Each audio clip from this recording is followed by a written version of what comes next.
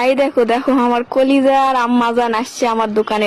আম্মু দোকানে আসলে আমার কি পরিমাণ ভাল লাগে আর আনন্দে মনে হয় যে খালি নাচি। এখন আম্মাজান আসছে দোকানে, খালি মুখে তো কিছু না খাওয়া তো পাঠানো যাবে না। তাই কি নিয়ে আসবো ভাবতে ভাবতে মনে হলো আজকে তো দুপুর বেলা সিঙ্গারা ভালো বানাইছে। আর আমাদের এখানে হারুন আঙ্কেল ভালো সিঙ্গারা বানাইছে, ওনার ওখান থেকে যে সিঙ্গারা নিয়ে আসছি, একেবারে গরম গরম সিঙ্গারা। আপনাদের একটু দেখায় দাঁড়ান যে কি পরিমাণ ভালো, মানে খুবই ভালো লাগে।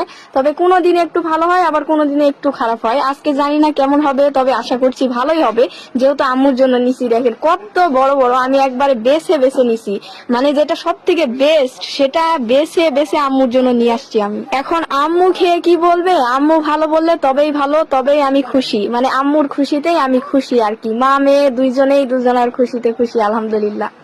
আমি জানি না কখন আমার জন্য সিঙ্গারা নিয়ে আসছে। যখন থেকে আমার মেয়ে দোকান করেছে তখন থেকে আমি আসলেই শুধু আমার সাথে পিছে লাগাই থাকবে, আম্মু কি খাবে কি খাবে।